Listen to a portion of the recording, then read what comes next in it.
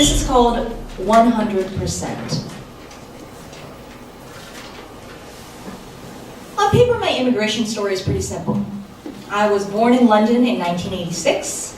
My parents moved to California when I was 1.5 years old, and I became a US citizen in 1997. But what I want to share with you is something deeper. It's my unique experience as an immigrant with no other mother country. I've balanced two identities my whole life, being Indian and being American. But instead of feeling 100% of both, I often feel not enough of either. Inside the home, my being Indian by origin and British by birth doesn't negate or outweigh my being American. But outside the home, both my Indianness and my Americanness have often been questioned. I get, "You're not a real Indian" by some Indians, and from some Americans I've gotten, "Your English is really good." I expect I'm not a real Indian to some Indians because I don't speak any Indian language fluently. Now I can watch movies without subtitles, I can understand, I can even read and write some, but I can't think in my languages, and that's really frustrating to me.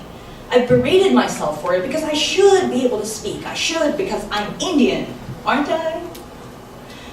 But my native language is actually English. My parents had an unconventional marriage in the sense that they married outside their communities, so they speak to each other mostly in English, and they spoke to my sister and I in English when we were growing up. Of course, they can still speak their native languages, but they only use it as code when they're trying to figure out whether or not to leave a tip. That's a weird joke.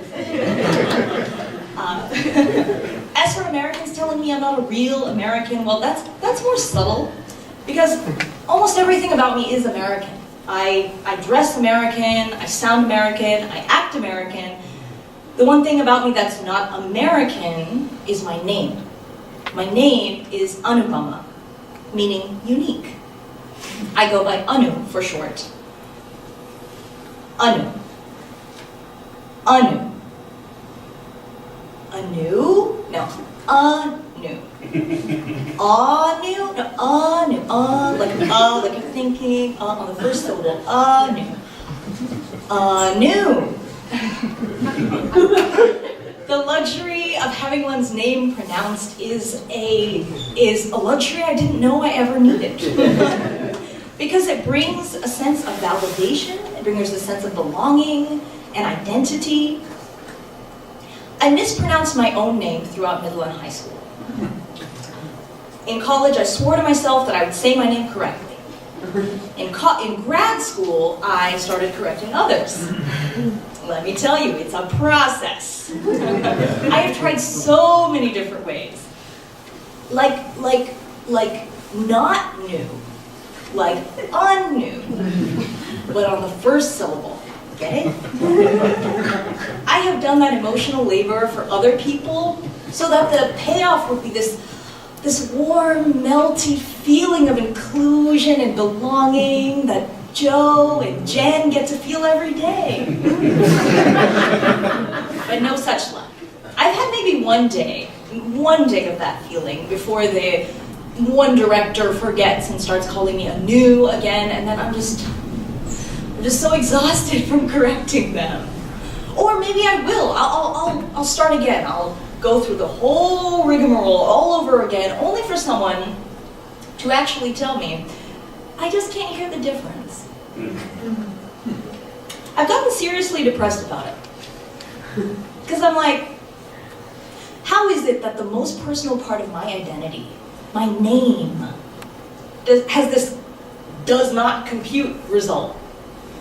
How am I supposed to feel like I belong? I'm not saying that Americans are purposely malicious and are trying to make me feel left out. That's not it. But it's that they don't realize that it's actually a microaggression. Because it's like their unfamiliarity with my name is a deeper indication that being Indian is still equated to being an immigrant in this country. that is foreign, other, and that I've internalized that unfamiliarity to make me feel that I truly am other, and that maybe I'd be better off somewhere else. But where is the question? Indians from India, I have found, don't seem to care so much. Why does it matter? Just let it go. But I can't let it go because I am American. This is my mother country. Plus, I didn't spend my formative years in a place where everyone looked like me and my name was normalized, and then come here as an adult armed with that validation and that security to be able to brush off those microaggressions. I spent my formative years seeing beautiful, skinny, blonde, white people on TV and wishing I was beautiful, skinny, blonde, and white too. Comedian Hassan Minhaj says in his Netflix special Homecoming King that our parents paid the citizenship tax. They knew that by coming to this country as immigrants, they were going to have to deal with some bullshit, some racism, as a trade-off for the privilege of becoming American. But because I see myself as American, I have the audacity of equality. I'm from here. I grew up here. I'm not an other, and so I deserve to be treated equally. But my name, it seems, is this small and yet profoundly hurtful citizenship tax that I have had to pay. So why write about it, right? There's no answer to what my identity is. It's mine to choose and define and redefine.